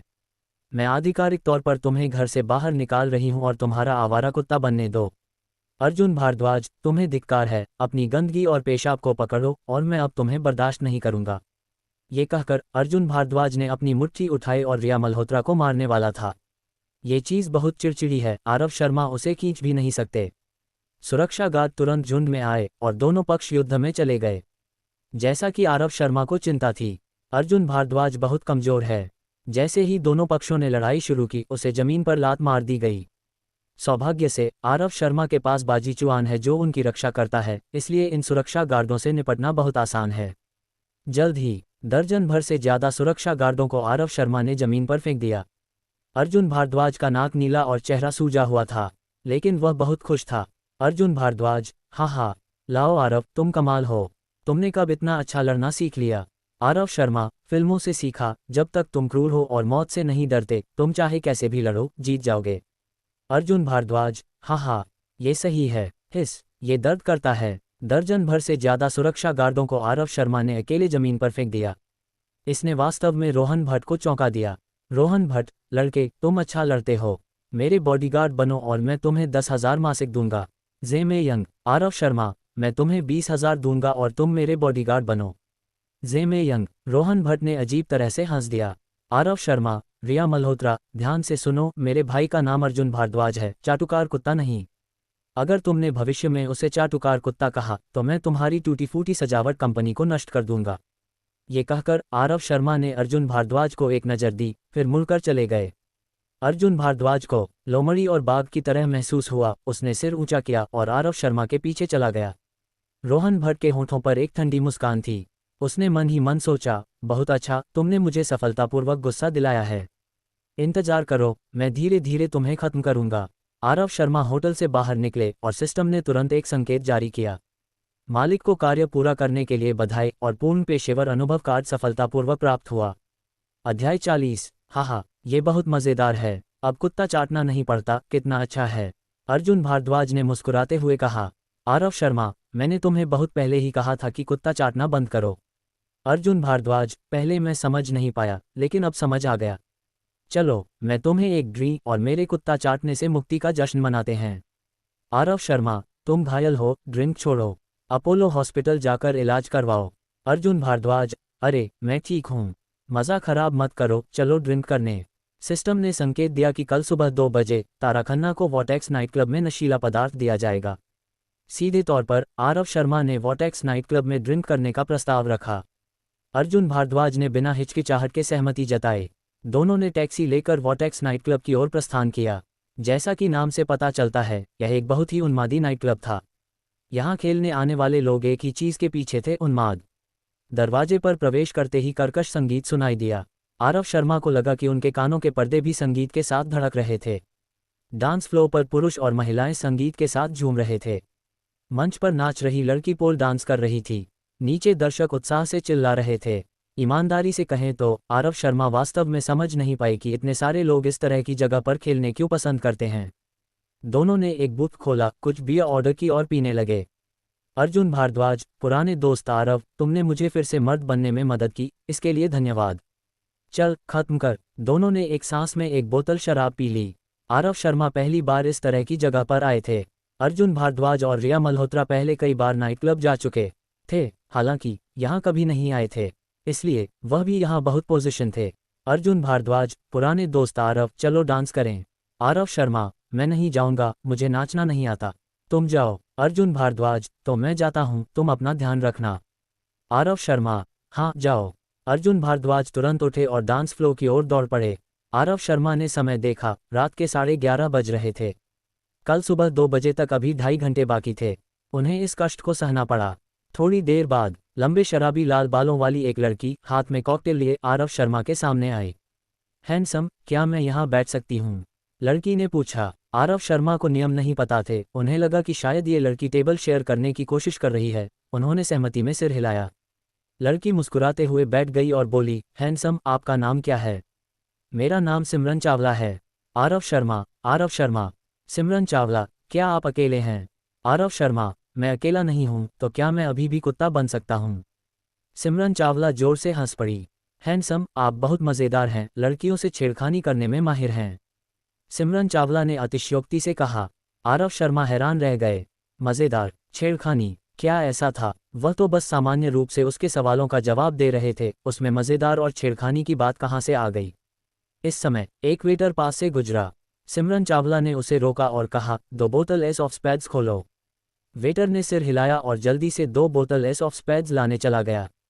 उसी समय 2 वेटर एक लाइट साइन बोर्ड लेकर आए, जिस पर एस ऑफ स्पेड्स छपा था और उस पर लिखा था टेबल 28। दोनों उस साइन को लेकर पूरे क्लब में घूम रहे थे। सिमरन चावला ने बहुत विनम्रता से आरव शर्मा को ड्रिंक के लिए आमंत्रित किया। थोड़ी देर बाद दोनों ने 2 बोतल एस ऑफ स्पेड्स खत्म कर दी। सिमरन चावला उठी और आरव शर्मा के पास आकर बैठ गई, उनके शरीर से सटकर, और बोली, हैंडसम, क्या आप बाथरूम जाना चाहेंगे? आरव शर्मा, नहीं जाऊंगा। सिमरन चावला एक पल के लिए स्तब्ध रह गई। उसे लगा कि शायद उसने गलत सुना, लेकिन उन्होंने ऐसा कहा। नहीं जाऊंगा। उसे जाना ही था। सिमरन चावला, क्या आप वाकई नहीं जाना चाहते? आरव शर्मा, मैं निश्चित रूप से नहीं जाऊंगा। सिमरन चावला, ठीक है, मैं जाती हूँ। आरव शर्मा ने सिर हिलाया। सिमरन चावला ने अपना हैंडबैग लिया, उठी और चली गई। थोड़ी देर बाद अर्जुन भारद्वाज मुस्कुराते हुए वापस दौड़कर आया। उसने एक घूंट बियर ली और खुशी से बोला, पुराने दोस्त आरव, तुम्हें वाकई मेरे साथ डांस करने जाना चाहिए था। वहाँ की लड़कियाँ इतनी खूबसूरत और जोशीली हैं। मुझे लगता है मैं आज रात होम रन मार सकता हूँ। आरव शर्मा, सावधान रहो, कहीं एड्स न हो जाए। अर्जुन भारद्वाज, अरे क्या तुम अपने भाई के लिए कुछ अच्छा नहीं सोच सकते? मुझे परवाह नहीं, मैं आज रात होम रन मारूंगा, मैं अब खुद से नहीं करना चाहता। आरव शर्मा, मैं अपने हाथों का इस्तेमाल करके साफ रहना पसंद करूंगा। यहाँ कितनी लड़कियां साफ हैं। शायद सब बदबूदार हों और तुम्हें उससे भी कोई दिक्कत नहीं, तुम गंदे कुत्ते। अर्जुन भारद्वाज, मुझे परवाह नहीं अगर वो बदबूदार हैं। अरे थोड़ी देर में तुमने अकेले 2 बोतल एस ऑफ स्पैड्स पी ली। आरव शर्मा, तुम इस शराब की बात कर रहे हो? ये मैंने नहीं, एक लड़की ने ऑर्डर की थी। मैंने उसे बियर ऑफर की और उसने मुझे इस चीज़ का एक गिलास पिलाया। अर्जुन भारद्वाज अचानक खड़ा हो गया। उसने इधर उधर देखा और पूछा, वो कहाँ है? आरव शर्मा, बाथरूम गई। अर्जुन भारद्वाज, अरे मेरी गलती। आरव शर्मा, तुम्हारी क्या गलती? अर्जुन भारद्वाज, मुझे तुम्हें यहाँ के नियम पहले बता देने चाहिए थे। तुम ठग लिए गए। वो लड़की जरूर ड्रिंक पर अशर थी।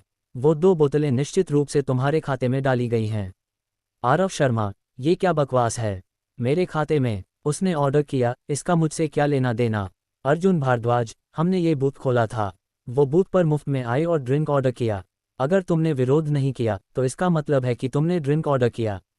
आरव शर्मा, अरे पहली बार ऐसी जगह आया और ठग लिया गया। मैंने सोचा वो बस टेबल शेयर करने आई थी। अरे वो 2 बोतल एस ऑफ स्पैड्स की कीमत 20,000 रुपये से कम थी, लेकिन आरव शर्मा को इसकी परवाह नहीं थी। उन्हें इस बात की परवाह थी कि उन्हें ठगा गया। अगर वो फिर से सिमरन चावला को देखेंगे तो उसे सबक सिखाएंगे। अर्जुन भारद्वाज, छोड़ो, वो चली गई।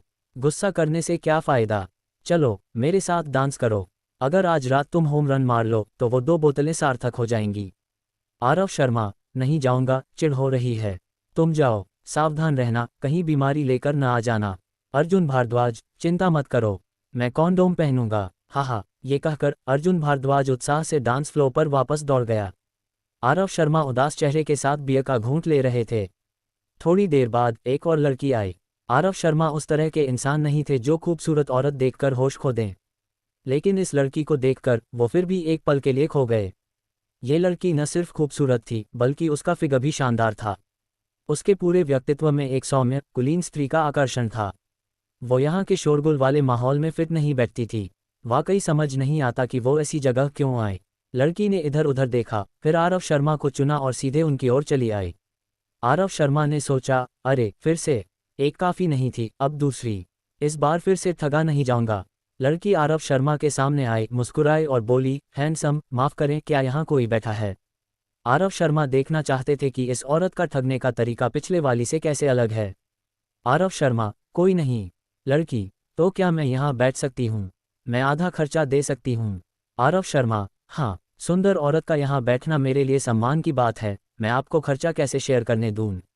लड़की, हाँ, आप वाकई बोलना जानते हैं, बहुत मज़ेदार। अरे फिर से मज़ेदार। पिछली लड़की ने भी कहा था कि आरव शर्मा मज़ेदार हैं। लगता है इन्हें एक ही गुरु ने सिखाया है, लाइनें भी वही हैं। अध्याय 41। लड़की बैठ गई और अपने हाथ में लिया हुआ एलवी बैग एक तरफ रख दिया। उसके पहनावे को देखकर लगता था कि वह काफ़ी अमीर है। पता नहीं उसने कितने लोगों को ठगा होगा ये सब हासिल करने के लिए। आरव शर्मा, सुंदर, ये पहनावा सस्ता नहीं है और आमतौर पर काम का बोझ भी काफ़ी होता होगा। लड़की, ये समय पर निर्भर करता है। व्यस्त समय में वाकई बहुत व्यस्तता होती है, खाने का भी समय नहीं मिलता। ऑफ सीजन में थोड़ा आराम मिलता है। आरव शर्मा, ओह, ऑफ सीजन और हाई सीजन भी होता है। हाई सीजन में तुम एक दिन में कितना कमा लेती हो? लड़की, सबसे ज़्यादा रिकॉर्ड, एक दिन में 50 डील्स। मैं इतनी थक गई थी कि बेहोश होने की नौबत आ गई थी। वाह, 50! अगर एक व्यक्ति एक बोतल एस ऑफ स्पैड्स खोलता है तो भी ये 4 लाख से ज़्यादा हो जाता है। आमतौर पर ड्रिंक पुशर्स का कमीशन 25% से 45% के बीच होता है। इसका मतलब है कि वह एक दिन में 1 लाख से 1.8 लाख तक कमीशन कमा सकती है। कोई आश्चर्य नहीं कि वह एलवी बैग इस्तेमाल करती है, वो भी ब्रांडेड। एक रात में इतना पैसा कमाना 1 साल में घर और गाड़ी खरीद सकती है और आर्थिक आज़ादी पा सकती है। इस समय एक वेटर पास से गुजरा। लड़की ने उसे इशारा करके बुलाया। वेटर, हेलो, आप दोनों को क्या चाहिए? लड़की, मेरे लिए 82 साल की होंग्यान की एक बोतल लाओ। वेटर ने सिर हिलाया और जल्दी से शराब लाने चला गया। आरव शर्मा ने केवल 1982 की लाफिट के बारे में सुना था। ये 1982 की होंग्यान क्या चीज़ है? ऐसा अजीब नाम, ज़रूर महंगा होगा। जल्द ही वेटर घबराते हुए दौड़कर आया। उसने माफ़ी मांगते हुए कहा, महोदय, मिस, माफ़ करें, 1982 की होंग्यान खत्म हो गई है, क्या 2000 की चलेगी? लड़की, ठीक है। वेटर, ठीक है, 1 मिनट रुकिए, तुरंत लाता हूँ। लगभग 1 मिनट बाद वेटर एक बोतल रेड वाइन लेकर आया। अगर समझ ना आए तो पूछ लो, आरव शर्मा ने मुस्कुराते हुए पूछा। हैंडसम, इस रेड वाइन की बोतल कितने की है? वेटर, 13,888। आरव शर्मा, सस्ती नहीं है। वेटर, हाँ, ये वाइन बोर्डो के सबसे मशहूर शैटो ऑबियन से है। इसकी गुणवत्ता उच्च है और प्रसिद्ध है, इसलिए कीमत थोड़ी ज़्यादा है। आरव शर्मा ने सिर हिलाया। 10,000 से ज़्यादा रुपये की, लेकिन उन्हें परवाह नहीं थी। वह बस ये देखना चाहते थे कि लड़की कैसे निकलती है। वेटर ने वाइन खोली और आरव शर्मा और लड़की के लिए एक एक गिलास डाला। आरव शर्मा, सुंदर, तुम्हारा स्वाद बहुत अच्छा है। लड़की ने वाइन गिलास उठाया और मुस्कुराते हुए कहा, मैं इसे पीने की आदी हूँ, बदल नहीं सकती। आओ, चीयर्स। आरव शर्मा ने नाटक में साथ दिया, वाइन गिलास उठाया और पी लिया। जल्द ही वाइन खत्म हो गई। लड़की ने बैग लिया और कहा, हैंडसम, मुझे बाथरूम जाना है। कदम बिल्कुल वही थे, कोई बदलाव नहीं। आरव शर्मा, क्या मैं तुम्हारे साथ जाऊं? लड़की का चेहरा तुरंत बदल गया और उसने कहा, तुम गलत समझ रहे हो, मैं वैसी लड़की नहीं हूं। आरव शर्मा, तुमसे पहले वाली ने भी ड्रिंक खत्म करने के बाद मुझे बाथरूम चलने को कहा था।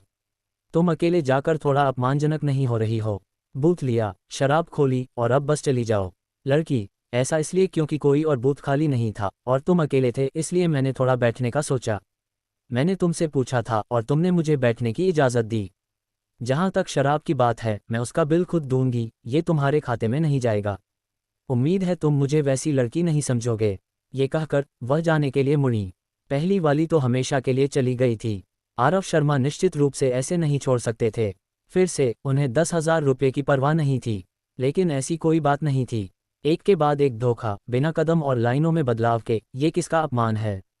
उन्होंने लड़की की कलाई पकड़ी और कहा, मैं शराब का बिल दे सकता हूँ, लेकिन तुम मुझे मूर्ख समझकर बिना कुछ चुकाए चली नहीं जा सकती। ये असंभव है। लड़की घबरा गई और बोली, छोड़ो मुझे, मैं चिल्लाऊंगी। आरव शर्मा, ठीक है, चिल्लाओ, मैं देखना चाहता हूं कि तुम्हारे साथी कौन हैं। लड़की ने तुरंत चिल्लाया, बचाओ, छेड़छाड़। नाइट क्लब का कर्मचारी जल्दी से दौड़कर आया। वेटर, महोदय, कृपया सम्मान रखें। आरव शर्मा, ये बात तुम्हें उससे कहनी चाहिए। वो बूथ पर आई, ड्रिंक खोला और पीकर चली गई। क्या ये उचित है? वेटर, वो असंभव, महोदय, आपने ज़रूर गलत समझा। मिस तारा हमारे यहाँ नियमित आती हैं। वो बूथ पर ड्रिंक नहीं खोलती और निश्चित रूप से खुद बिल चुकाती हैं। ऐसा लगा जैसे कोई गलतफहमी हुई। आरव शर्मा ने जल्दी से उसकी कलाई छोड़ दी। आरव शर्मा, क्या तुम ड्रिंक पर अशर नहीं हो? लड़की, ड्रिंक पर अशर कौन है? तुम ही पर अशर हो। मुझे ड्रिंक पर अशर बनने की ज़रूरत है। वेटर, महोदय, आपने वाकई गलत समझा। मिस तारा ताज होटल्स की छोटी राजकुमारी हैं, वो ड्रिंक पर अशर कैसे हो सकती हैं? ताज होटल्स की छोटी राजकुमारी, क्या वो तारा खन्ना नहीं है? आरव शर्मा यहाँ तारा खन्ना को बचाने आए थे। तारा खन्ना ने मुंह बनाया और गुस्से से आरव शर्मा को देखा। आरव शर्मा ने उसे ध्यान से देखा। हाइट 162, माप 83, 62, 89, कप 65।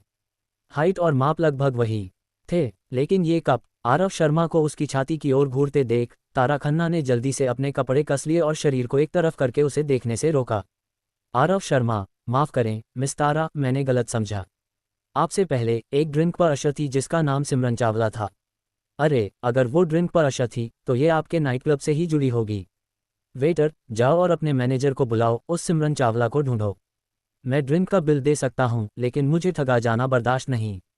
समझे? वेटर ने सिर हिलाया और जल्दी से मैनेजर को सूचित करने चला गया। चूंकि ये गलतफहमी थी, तारा खन्ना ने इसे और नहीं बढ़ाया। वो जल्दी से बाथरूम की ओर चली गई। थोड़ी देर बाद वेटर मैनेजर के साथ आया। मैनेजर ने मुस्कुराते हुए कहा, हैंडसम, क्या आप मुझे बुला रहे थे? आरव शर्मा, क्या आपके यहाँ सिमरन चावला नाम की कोई ड्रिंक पर अशर है? मैनेजर, हाँ महोदय, मुझे लगता है आपने गलत समझा। हमारा नाइट क्लब पूरी तरह नियमित है और यहाँ ड्रिंक पर अशर जैसी कोई चीज़ नहीं है। सारी खपत पूरी तरह से ग्राहक की मर्जी पर निर्भर है। आपके द्वारा बताई गई स्थिति शायद इसलिए हुई क्योंकि आप बूथ पर आए थे। महोदय, आप शायद पहली बार इस तरह की जगह पर आए हैं, इसलिए आपको ये नहीं पता। अगर आप भविष्य में ज़्यादा आएंगे तो आपको ये सब समझ आ जाएगा। मैनेजर के अनुसार यानी आरव शर्मा का अनुभवहीन होना ही ठगे जाने का कारण था। कोई सबूत नहीं था कि सिमरन चावला का नाइट क्लब से कोई संबंध था और आरव शर्मा उनके खिलाफ कुछ नहीं कर सकते थे। इसलिए उन्होंने हाथ हिलाकर मैनेजर को जाने के लिए कहा, लेकिन सिमरन चावला का चेहरा उनके दिमाग में छप चुका था। अगली बार अगर वो उसे देखेंगे तो उसे कीमत चुकानी पड़ेगी। थोड़ी देर बाद अर्जुन भारद्वाज बहुत शर्मिंदगी के साथ दौड़कर आया। उसके चेहरे पर लिपस्टिक के निशान थे, लगता था जैसे वो अभी उन्माद में था। आरव शर्मा, अपने चेहरे को साफ करो, बीमार पड़ जाओगे। अर्जुन भारद्वाज, भाई खत्म हो गया, मैंने भाई विकास की औरत के साथ गलत कर दिया। वो मेरे पीछे पड़े हैं। आरव शर्मा, क्या बात है, इतना बदकिस्मत। अर्जुन भारद्वाज, हाँ मैं, अरे वो आ गए। एक मोटा आदमी, विकास मोरे, कुछ गुंडों के साथ गुस्से में आरव शर्मा और अर्जुन भारद्वाज की ओर बढ़ा। मोटे आदमी के हाथ में एक औरत थी। औरत के बाल बिखरे हुए थे और चेहरे पर उंगलियों के निशान थे, जाहिर है उसे अभी पीटा गया था। विकास मोरे पास आया और बैठ गया। उसने औरत को जोर से अर्जुन भारद्वाज की ओर धकेला। अर्जुन भारद्वाज को अब डर लग रहा था, वो जल्दी से भाग गया। औरत डरते हुए सिर झुकाए चुपचाप रो रही थी। जो हो चुका था, अब डरने से कोई फायदा नहीं था। आरव शर्मा धीरे से बैठे और 2 बोतल बियर खोली। एक बोतल विकास मोरे को दी और एक अर्जुन भारद्वाज को। विकास मोरे, अरे इसका क्या मतलब है? आरव शर्मा, बाहर खेलने आए हैं, सब समझते हैं। एक ताली से थप्पड़ नहीं बजता। विकास मोरे, तुम ये बकवास मुझे सुना रहे हो। उसने मेरी औरत को छुआ, या तो वो अपना औजार छोड़ दे या 10 लाख रुपए दे। इस जगह पर नहीं आना चाहिए। जरा सी लापरवाही और ठग लिए जाओ। एक औरत के लिए 10 लाख, ये तो बहुत महंगा है। अर्जुन भारद्वाज, भाई मुझे नहीं पता था कि उसका पति है, वरना मैं उसे छूता भी नहीं। विकास मोरे, अरे मैंने तेरी माँ को छुआ और मुझे नहीं पता था कि उसका पति है। क्या ये ठीक है? विकास मोरे के छोटे मोटे गुंडों का धैर्य खत्म हो गया। भाई विकास, इनसे क्या बात कर रहे हो? मारो इन्हें। हाँ मारो, फिर ये सीधे हो जाएंगे।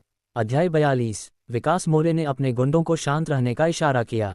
फिर उसने आरव शर्मा से कहा, तुमने भी देखा, मेरे ये भाई सब गुस्सैल हैं। अगर तुम समझदारी नहीं दिखाओगे तो मुझे अपने भाइयों को काम पर लगाना पड़ेगा। अर्जुन भारद्वाज डर के मारे बोल नहीं पा रहा था।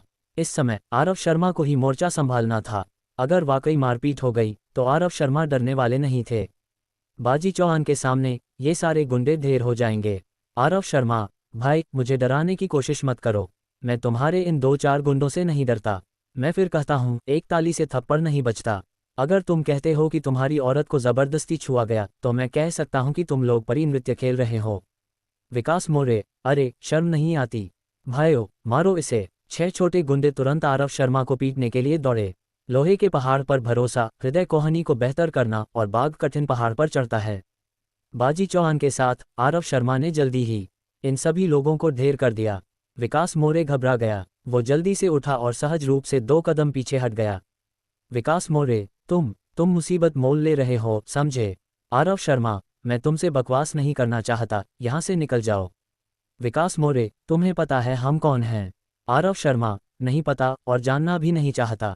विकास मोरे, अरे अगर हिम्मत है तो रुको, मैं अभी लोगों को बुलाता हूँ। ये कहकर विकास मोरे ने अपना मोबाइल निकाला और किसी को फ़ोन किया। कम लोगों के साथ आरव शर्मा संभाल सकते थे, लेकिन अगर लोग ज्यादा हो गए तो वो अकेले नहीं संभाल पाएंगे।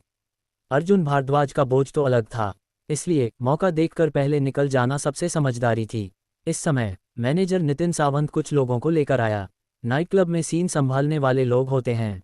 अगर कोई मारपीट या दूसरी घटना हो तो वो लोग आकर स्थिति को काबू करते हैं।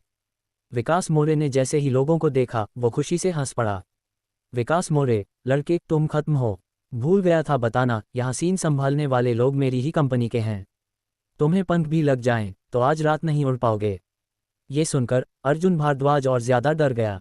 अर्जुन भारद्वाज को अब सचमुच पछतावा हो रहा था कि उसने विकास मोरे की पत्नी के साथ टॉयलेट में गड़बड़ की। अगर पहले पता होता तो आरव शर्मा की सलाह मानकर यहाँ गड़बड़ नहीं करता। अर्जुन भारद्वाज, पुराने दोस्त आरव, मेरी गलती की वजह से तुम फंस गए। तुम पहले चले जाओ, इनसे पिटाई खानी पड़ेगी, मैं ठीक हो जाऊंगा। आरव शर्मा, बकवास मत कर, क्या मैं तुम्हें अकेला छोड़ सकता हूँ? सैनिक आएंगे तो रोकेंगे, पानी आएगा तो मिट्टी डालेंगे, जैसा मौका मिले वैसा करो, बस चुप रहो। अर्जुन भारद्वाज ने सिर हिलाया और चुपचाप आरव शर्मा के पीछे खड़ा हो गया। नितिन सावंत, दोनों लोग, क्या गलतफहमी है जो बातचीत से नहीं सुलझ सकती? मारपीट क्यों करनी है? विकास मोरे, इसने मेरी पत्नी को छुआ और मेरे लोगों को पीटा। मैनेजर नितिन, तुम्हें मेरे लिए इंसाफ करना होगा। नितिन सावंत, ठीक है, चलो ऑफिस में जाकर बात करते हैं। यहाँ भीड़ ज्यादा है, बात करने में असुविधा होगी। विकास मोरे, ठीक है, मुझे कोई दिक्कत नहीं। आरव शर्मा ने भी सिर हिलाकर कोई दिक्कत न होने का इशारा किया। अर्जुन भारद्वाज ने धीरे से फुसफुसाया, नहीं जाना चाहिए, वहाँ हमें पीटेंगे। यहाँ लोग ज्यादा हैं, हमारे लिए बेहतर है। अगर वाकई समस्या सुलझानी हो तो आरव शर्मा उनसे बिल्कुल नहीं डरते थे। वैसे भी विकास मोरे को बस पैसे चाहिए थे। अगर स्थिति वाकई खराब हो गई तो आरव शर्मा पैसे देकर पहले निकल लेंगे और फिर मौका देखकर विकास मोरे से हिसाब चुकता करेंगे। आरव शर्मा, कोई बात नहीं, डरो मत। अर्जुन भारद्वाज ने देखा था कि आरव शर्मा कितने ताकतवर हैं। आरव शर्मा ने कहा कि डरने की जरूरत नहीं, तो डरने की जरूरत नहीं थी। नितिन सावंत दोनों पक्षों को ऑफिस ले गया। बाहर खड़े लोग बातें कर रहे थे। इन दोनों के चेहरे बहुत नए हैं, शायद पहली बार आए हैं। जरूर कभी ऐसी जगह नहीं आए होंगे, वरना इतनी बेवकूफ़ी से अंदर नहीं जाते। क्या ये ठीक निकल पाएंगे? इन्हें तो पीट पीट कर बिस्तर पर डाल देंगे। दो मूर्ख, विकास मोरे की पत्नी को छूने की हिम्मत की, बस जीने से तंग आ गए हैं। यहाँ सीन संभालने वाले लोग विकास मोरे के साथ हैं, इन्हें अपोलो हॉस्पिटल जाना पड़ेगा। मुझे उत्सुकता है कि ये नीचे कैसे आएंगे। इन लोगों की टिप्पणियों से उनका रवैया साफ दिख रहा था। सब लोग आरव शर्मा और अर्जुन भारद्वाज का मजाक देखने का इंतजार कर रहे थे। दूसरी तरफ आरव शर्मा और अन्य लोग मैनेजर के ऑफिस में पहुंचे। नितिन सावंत का मतलब था कि बाहर खेलने आए हैं, कुछ नियम सब समझते हैं। इस मामले में एक ताली से थप्पड़ नहीं बजता। विकास मोरे की पत्नी अगर नहीं चाहती तो अर्जुन भारद्वाज उसके साथ नहीं सो सकता था। हालांकि अर्जुन भारद्वाज ने वाकई किसी और की पत्नी के साथ संबंध बनाए, इसे नज़रअंदाज नहीं किया जा सकता। इसलिए उन्होंने सुझाव दिया कि दोनों पक्ष एक कदम पीछे हटें। विकास मोरे ज्यादा पीछे न पड़ें। अर्जुन भारद्वाज को भी ईमानदारी दिखानी होगी और कुछ पैसे देने होंगे। अगर पैसे देकर ये मामला सुलझ सकता है तो अर्जुन भारद्वाज 100 बार सहमत था। इसलिए उसने विकास मोरे से पूछा कि उसे कितने पैसे चाहिए।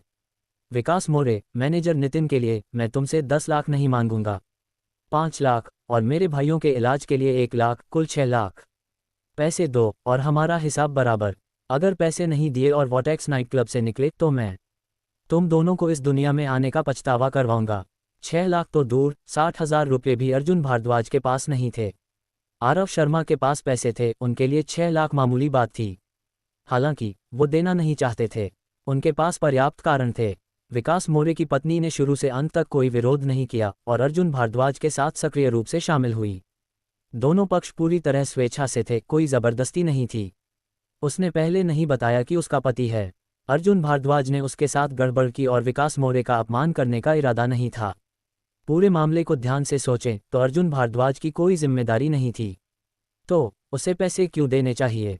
अगर पैसे देने की बात हो तो विकास मोरे की पत्नी को पैसे देने चाहिए। उसने जानबूझकर ये छिपाया कि उसका पति है, जिससे अर्जुन भारद्वाज डर के मारे भाग रहा था। इसलिए उसे अर्जुन भारद्वाज को मानसिक नुकसान के लिए मुआवजा देना चाहिए। आरव शर्मा के विश्लेषण के बाद विकास मोरे गुस्से से आग बबूला हो गया और मारपीट करने वाला था।